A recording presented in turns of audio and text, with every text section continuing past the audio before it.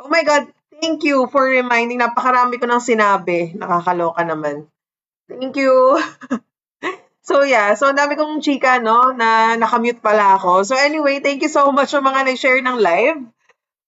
Oo nga, hello, hello. Thank you sa pagbabalik niyo sa mga live. So, sa mga kaka-join lang or sa mga napadaan dito sa live natin, welcome sa inyo guys sa One Nurse sa ating daily review session.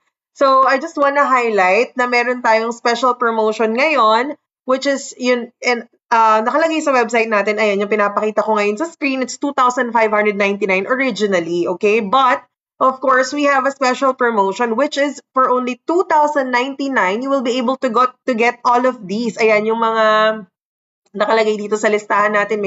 May practice questions, may flashcards, quiz cards, audio and video recorded lectures. And then aside from that, meron eligible tayo mag-join dun sa live final coaching classes from April 21 to April 25. So that would cover, okay, NP1 to NP5. So if you will see here, ito nakalagay naman sa sa screen yung schedule ng final coaching classes which will be conducted usually same time naman yan, no, 6 to 8 p.m. And sila rin mismo, yung mga top notchers natin na gumamit mismo ng app na to, ang mga magiging speakers. Okay? So if I were you guys, grab the opportunity. Sayang yung discount, 500 pesos discount para makapag-start na rin kayo makapag-access and makapag-review on your own. So nalalapit na konting panahon na lang guys, in less than a month, you will be able to take your exam and you will be able to get that license. So, pwede nyo i-scan yung QR code natin ito sa taas or you can also type in One Nurse sa Play Store or sa App Store. Okay? Para ma-install nyo siya. Okay? So, meron din tayong, just to highlight meron din tayong free trial. So, sa mga nagtatanong naman kung, parang, paano naman kung gusto lang namin ma-try, ganon. So, we have the free trial. So, you just have to register your email address. No need to input any card details. No need for debit or credit card. You just have to start the free trial with your email address and then you can answer 150 plus NLE questions for 7 days. Okay? If you have other questions, you can just send a message sa SOCMED kasi, no? Meron tayo sa FB, pwede dito sa TikTok, and we also have a YT channel. But you can send your message here directly for now since naka-live naman, no? If not, maybe after live, kung may questions talaga, you can send a direct message naman, okay? And also just to let you know, we are posting discount coupons, mga ganon, mga promotions sa ating FB. Ayan. So you can just follow us. One Nurse lang din yung name. One Nurse Philippines, I believe, yung name ng ating page. Alright? Okay, so guys, can you please share the link naman para medyo madami tayo, para nakakaganang mag-aral pag marami tayong tao sa live. So, teka lang, pasensya na sa asok. Medyo maingay, nakakainis, ano? But I hope you can still hear me. Ayan. Okay, so let's go now to the One Nurse app. So, medyo explore natin tong app na to, guys. So, gusto ko lang mapakita sa inyo kasi di ba nakalagay doon. Ayan, may mga quiz cards, flashcards. So, how does it look like? Paano ba siya pag sa loob ng app? So, ito siya. So, pagka itong ginagawa natin usually, which is the ayan, yung may concepts, tapos may sample board exam, dito siya. Sa PNLE Review Prep. Ayan, okay? Now, if you would like to try naman yung mga flashcards, ito siya. Flashcards, quiz cards, and also the coaching videos that was mentioned doon sa website, which is part din ng package, okay? So, andito lahat yan. Alright? And it's very easy to navigate, no? Hindi naman siya yung nakakalitong class at mahirap i-operate. So you just have to register, you just have to download, and boom, you'll be able to access all of these. Okay? So let's start. So ayan, good evening sa inyong lahat. Meron bang sa inyo dyan nasa school, nasa duty? Ayan, mag-start na tayo ngayon para medyo malibang naman kayo. Yung mga walang klase at hindi busy sa duty. Okay? So, for now, I'm gonna choose a topic, no? Since wala pa masyadong tao. Anyway, mamaya yan, minsan kasi parami, no? Habang ongoing na yung ating review session. So, I think I'll go for med-surg. So, madalas kasi yun yung nire-request, no? Let's go take 10 items. Okay? Ayan. So, simulan na natin with question number 1. Okay? So, yung mga nandito, you can answer. Okay lang. If you're not sure, that's fine. Okay? So, here it is. Patient who has autoimmune thrombocytopenia with a platelet count of 800 per UL experiences epistaxis and melena. So despite unsuccessful treatment with corticosteroids and immunoglobulins, the physician recommends a splenectomy. However, the patient expresses reluctance, saying, I don't need surgery. Okay, this will go away on its own. The nurse must rely on which of the following ethical principles when considering how to respond to the patient? Okay, is it A, beneficence, B, autonomy, C, advocacy, or D, justice? Ayan.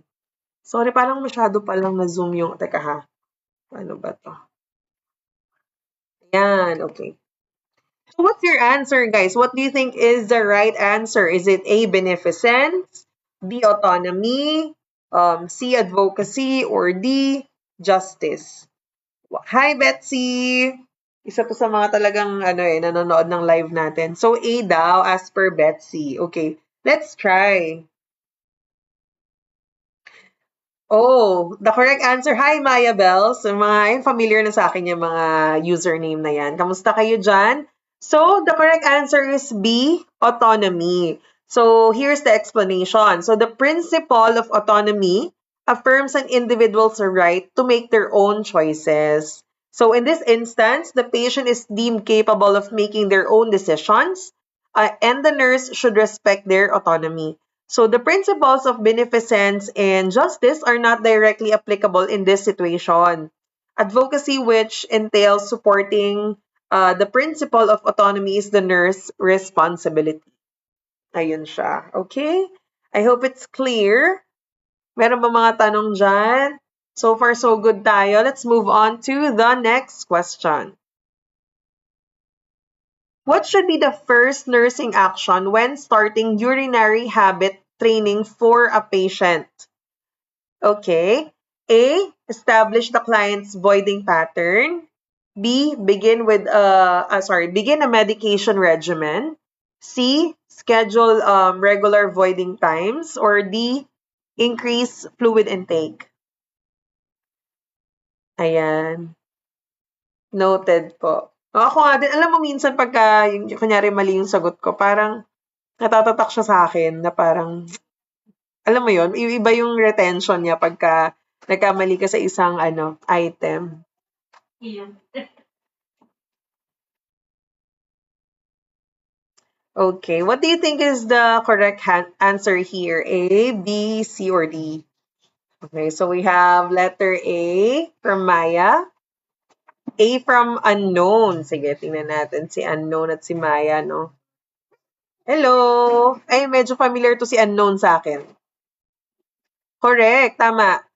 So, understanding the patient's current voiding pattern is essential for developing an effective habit training plan. So, yes, tama ka, letter A. Correct. Okay?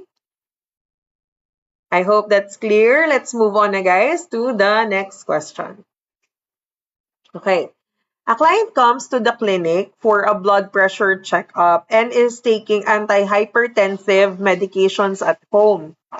The nurse knows that the medication is not effective if the client complains about which of the following common symptoms of hypertension. Is it A, blurred vision, B, decreased urine output, okay, C, lower extremity edema, or D, occipital headache? Oh, okay, puro letter D ang sagot nila. So, go na tayo. Tama. So, occipital headache is a typical symptom of hypertension. Due to continued increased pressure in cerebral vasculature or vasculature. Okay, ayan, tama naman lahat. Parang wala namang sumagot ng mali. Okay, let's move on to question number 4. A patient on a ventilator has an increased PaCO2. The nurse receives an order to increase the respiratory rate on the ventilator. What effect will this have on the patient's ICP? Is it A, decrease the ICP, B, increase the ICP, C, have no effect on the ICP, or D, fluctuate?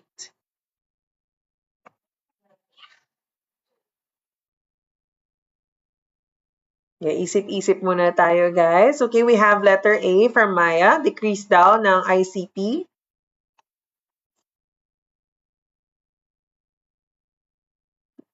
Letter A then from Betsy. Okay. Guys, don't forget to follow us ha sa ating mga social media platforms para updated kayo sa mga kaganapan kay One Nurse. And you can also download the application na para later, kasi I'm sure baka mabitin kayo sa ating mga live review, no? It's better for you to have your own application din talaga. Okay? And you can avail the promotion, which is a big discount na rin naman. Okay, letter A. Tama, decrease ICP. So, increasing the respiratory rate helps lower PaCO2 levels through hyperventilation, leading to vasoconstriction of cerebral blood vessels, which reduces cerebral nakakabulol, blood flow and subsequently decreases ICP. Ayun siya. So, tama, decrease yun. Correct. Lahat ng sumagot ng letter A. Ayan. Okay? Next. A client with an acute myocardial infarction is to be given an anti-anxiety drug.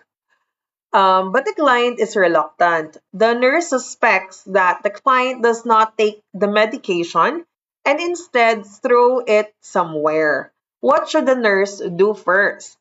A. Search the client's room for evidence of the medication. B. Tell the client that his behavior must stop for his own well-being. C. Report her suspicions to the client's physician. Or D. Talk to the client about his attitude toward the medication.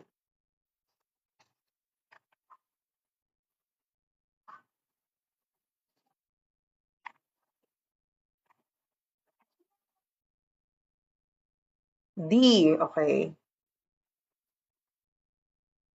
Tama. So, before reporting these concerns to the physician, the nurse should discuss the perceived problem about the medications with the client. So, tell me more is the key. Ayan.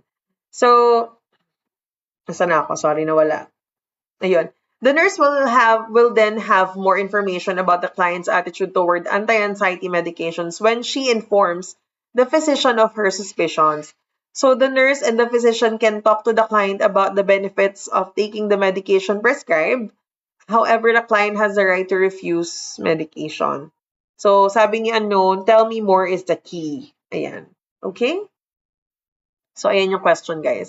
Balik ko lang kasi minsan yung iba parang nagre-request na makita uli yung question. So, ayan siya. Okay? So, next, let's move on to number 6. Okay? While in skilled nursing facility, a client contracted scabies, which is diagnosed the day after discharge. Okay, the client is living at her daughter's home with 6 other persons. During her visit to the clinic, she asks a staff nurse, "What should my family do?" The most accurate response from the nurse is A. All family members will need to be treated. B. If someone develops symptoms, tell him to see a physician right away. C. Just be careful not to share linens and towels with family members. Or D. After you're treated, family members won't be at risk for contracting scabies. Okay, may letter A. Ay, sorry, tama ba? Doon may answer mo. A. Tsaka C. Okay, C.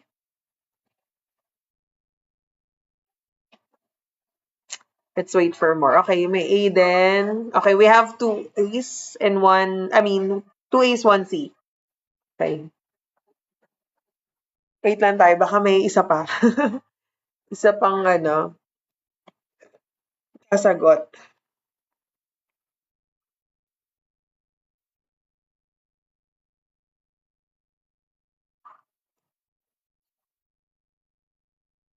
Contact precaution po kasi si scabies, skin-to-skin contact siya. I agree. Yun din ang tanda ko sa kanya. So, sige. A, no? Sige. Tatlo yung A.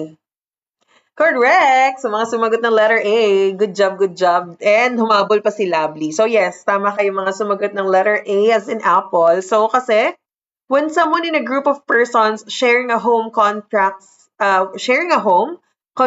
scabies, with each individual in the same home needs prompt treatment, whether he's symptomatic or not. Okay, so towels and linens should be washed in hot water, and scabies can be transmitted from one person to another before symptoms develop. Ayan. So, skin-to-skin contact, sabi ni unknown. Ayun, okay? Again, ito yung question. Just to show you again, and then let's go to the next one. Okay, number 7. A nurse is establishing a patient's airway. Okay, which action would the nurse perform first? Okay, A, OPA or NPA. B, endotracheal intubation. C, head tilt or chin lift. Or D, reposition patient's head. So we got letter C. Walang kaabog-abog ang sagot. Agad-agad, C. Okay, so majority is letter C. Let's choose that answer. Okay, and the answer is letter D. So tama C. Betsy, ayan. D, reposition patient's head. So bakit, no? In prioritizing the airway of a patient, the nurse must perform the safest and accessible option first. So OPA and NPA is indicated for a patient that may be unconscious but is breathing spontaneously. Endotracheal intubation is indicated for a patient who is not breathing spontaneously. Head tilt or chin lift is one way to reposition the head but is contraindicated with patients who may have cervical spine injury. So, ayun. That's why the correct answer is D, yung reposition. Ay, may injury pala. Ayun, oo. Oo nga, no? Actually, parang oo, yun nga. Kasi parang hindi siya na-mention, no? So, medyo tricky nga din tong question na to. Ay, jaw thrust siya. Ayan. Okay? Ayan. Let's move on to number 8.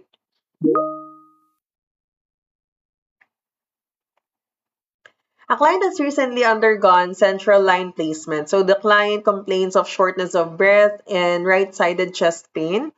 So, vital signs are blood pressure 90/60. Pulse rate is 110 BPM, and then RR of 36 breaths per minute. And then what is the nurse priority intervention? So A, gather supplies for chest tube insertion. B, notify the physician immediately. C, order a chest x-ray. Or D, administer oxygen.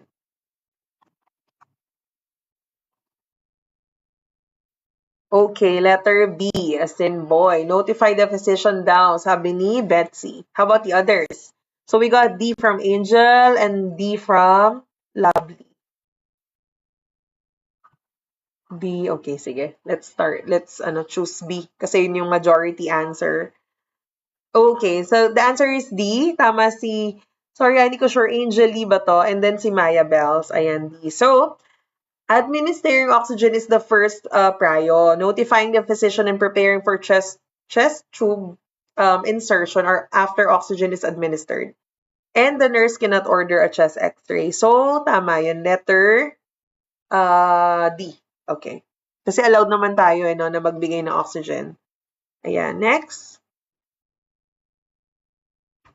Okay, number 9. So, a client comes to the emergency department with chest pain, dyspnea, and an irregular heartbeat. An electrocardiogram shows a heart rate of 110 beats per minute, sinus tachy, with frequent premature ventricular contraction. So, shortly after admission, the client has ventricular tachycardia and becomes unresponsive. After successful resuscitation, the client is taken to the intensive care unit. So, which nursing diagnosis is appropriate at this time? A, deficient knowledge related to interventions used to treat acute illness. B, impaired physical mobility related to complete bed rest. C, social isolation related to restricted visiting hours in the intensive care unit. Or D, anxiety related to the threat of death. Okay, we have letter A from Angel E. Okay, wait natin yung iba. Okay, we have D from Lably. A, D, C. Okay, so medyo iba-iba tayo, no? We have another one from Betsy, another D. Okay. Sige, teka, let's have one more. Baka... So, what's your guess, guys? How about the others? Okay, D. Sige, go tayo sa letter D. So, sabi nila, anxiety related to the threat of death. Tingnan natin kung anong tamang sagot. Okay, yes. Actually, yes, that's the correct answer. So, anxiety related to the threat of death is an appropriate nursing diagnosis because the client's anxiety can adversely affect hear rate, and rhythm by stimulating the autonomic nervous system. So also, because the client required resuscitation, that the threat of death is a real and immediate concern. So unless anxiety is dealt with first, the client's emotional state will impede learning. So client teaching should be limited to clear, concise explanations that reduce anxiety and promote cooperation. Okay? So an anxious client has difficulty learning, so the deficient knowledge would continue despite attempts teaching, and impaired physical mobility and social isolation are necessitated by the client's critical condition. So therefore, they aren't considered problems warranting nursing diagnosis. Ayan. So tama. Congrats sa mga sumagot ng letter D. Good job. Okay? Now, teka. Ito yung question ulit ha. Just in case you just want to see it. Ayan. Okay? Pasilip ko lang. And then let's move on to the last question. Question for MedSurg. Okay. So Mrs. Jones who has vaginal cancer and is receiving a radioactive vaginal implant wants to know if her husband can stay overnight with her. What should the nurse explain? Okay, is it A, overnight stays by family members are against hospital policy? B, there's no need for him to stay because staffing is adequate? C, his wife will rest much better knowing that he is at home? Or D, visitation is limited to 30 minutes when the implant is in place. Ano sa palagay nyo ang tamang sagot? Okay, we have a letter D. Okay, sige. Puro D ano? Sige, let's try that. Yes, correct. So, due to the radiation, close contact should be limited to minimize exposure. So, visitation is restricted to 30 minutes per visit. So, other options do not address the specific limitations related to radiation safety. Okay? So, nakailan tayo? Oh, 7/10. Practice makes perfect. Ayan. Okay, so before we move on to the next topic, guys, again, sa mga kaka-join lang or ngayon lang napadpad no, dito sa One Nurse Live. So I just want to reiterate the promotion that we have. So if you can take advantage of that, so it will really benefit you with the upcoming board exam this May. Ayan, konting panahon na lang sa mga May takers.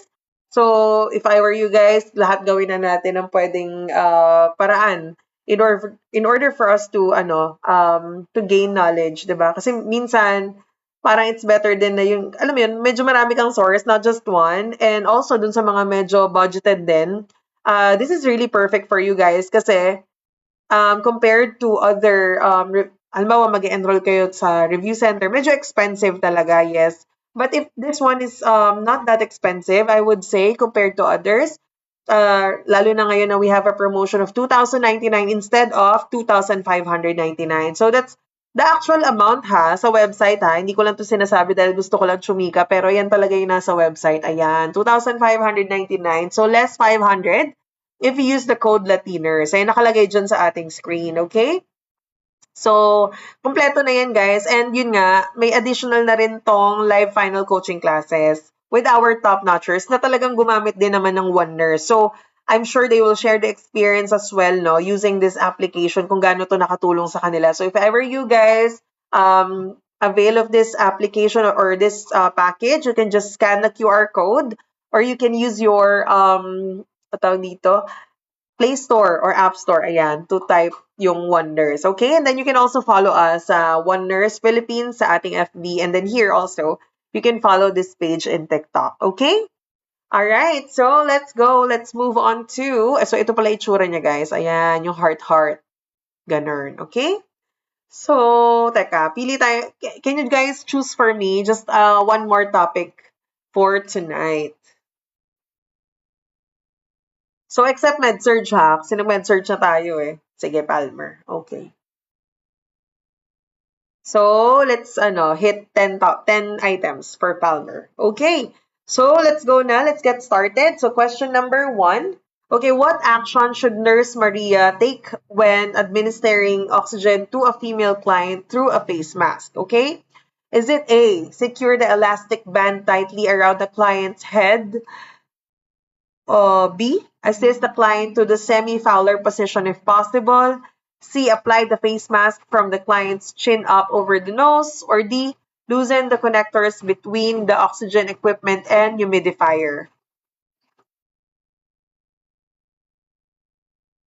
Okay, puro B, no? So let's try that. Okay, yes, correct. So by assisting the client to the semi-Fowler position, nurse promotes easier chest expansion. So breathing and oxygen intake. So the nurse should secure the elastic band so that the face mask fits comfortably and snugly rather than tightly, which could lead to irritation. So the nurse should apply the face mask from the client's nose down to the chin, not vice versa. Okay, so the nurse should check the connectors between the oxygen equipment and humidifier to ensure that they're airtight. So loosened connectors can cause loss of oxygen. Ayun siya. So ito ulit yung question. Ayan. Just in case you would like to see it again. Ayan siya. Okay? So let's move on to number 2. Okay. What is the best and safest position for the nurse to assist a female client during ambulation? Is it A, on the unaffected side of the client? B, on the on the affected side of the client. So kanina unaffected, B, affected side. Okay, C, in front of the client or D, behind the client. Okay, B daw. Sige, affected side sabi ni Mema. Okay, yes, tama. B, yes, tama ka din, Betsy. So, when walking with clients, okay, the nurse should stand on the affected side and grasp the security belt in the mid-spine area of the small of the back. So the nurse should position the free hand at the shoulder area so that the client can be pulled toward the nurse in the event that there is a forward fall. So the client is instructed to look up and outward rather than at his or her feet. Ayun siya. Okay? Next.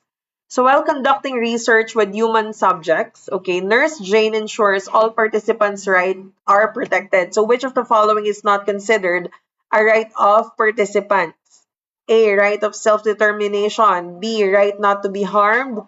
C, right to compensation. Or D, right of privacy. Okay, letter D daw, sabi ni Maya. Sige, let's wait for at least 2 more answers.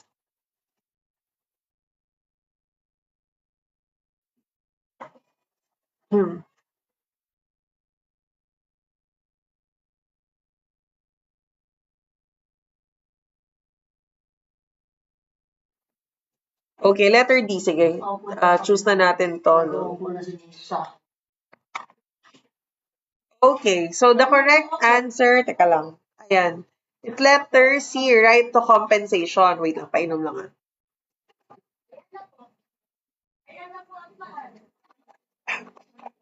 Yes, letter C.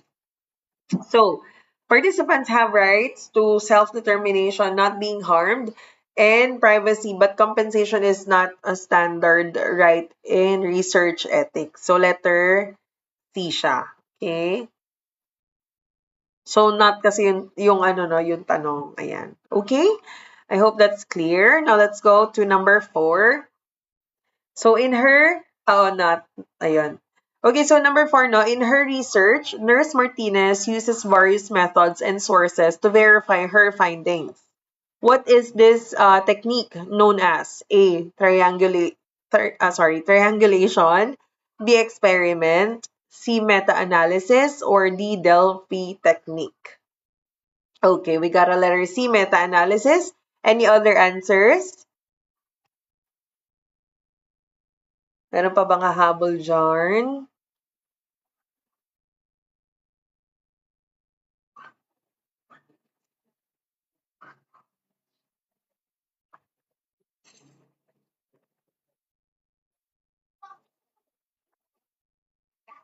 Okay, magkaiba, no? CNA. Sige. We'll choose C na lang muna for now since yun yung first. Let's see. Oh, okay. A, actually, yes, tama. Tama si Betsy. So, triangulation. So, triangulation involves using multiple sources or methods to cross-check and validate research findings. So, thereby, enhancing the reliability of the conclusions. So, ayun yung meaning ng triangulation. So, again, using multiple sources or methods to cross-check out. Okay? Just in case ma-encounter nyo uli yung word na yan, no? At least familiar na kayo or maalala nyo siya. Okay. Next, so Miss Santos, the new nurse manager, participates in a general assembly as a facilitator. Okay, she allows the staff to decide on problems and issues in the unit. Which of the following leadership styles is exhibited by Miss Santos? Okay, A. Autocratic, B. Situational, C. Paano ba ito basahin?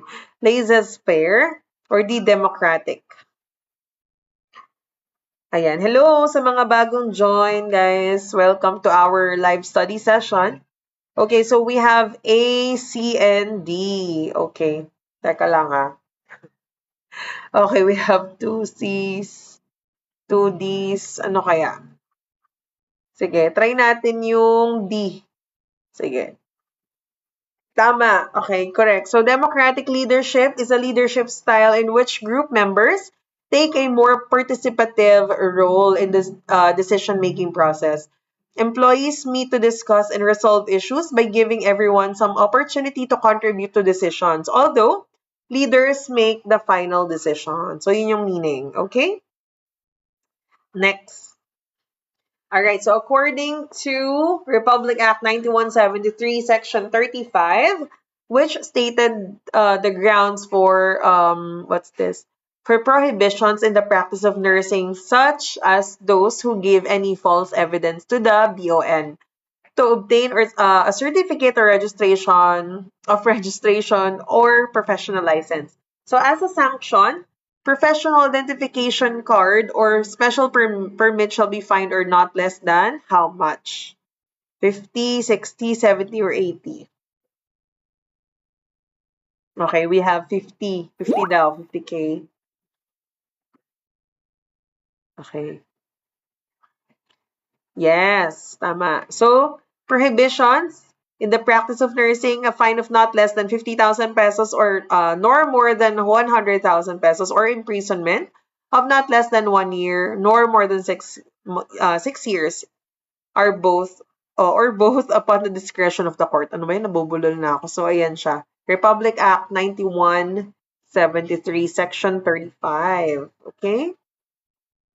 Ayan, false evidence siya. Okay? So, yun yung kanyang sanction.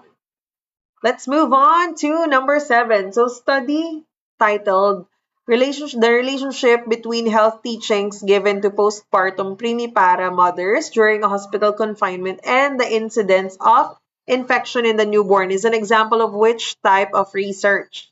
Okay, A. Experimental, B. Correlational, C. Historical, D. Quasi-experimental.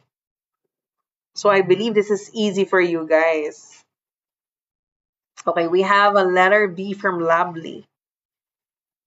Okay, how about the others? Ano sa palagay niyong tamang sagot? So we have, ang cute naman ng ribbon. So letter B daw. Sige, both kayo B. So let's try that answer.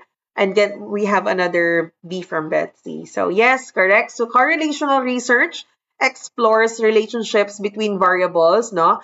such as health teachings, infection rates, without manipulating any variables. So, tama kayo dyan. Okay, let's move on to number 8. All right. So, during a research meeting, the team encountered an issue with bed sores, okay? One unit experimented with using banana bark to line the skin where pressure sores were suspected and later tried water pads to reduce pressure on affected areas. So the knowledge gained from these methods is through A, trial and error, B, scientific method, C, tradition, D, experience.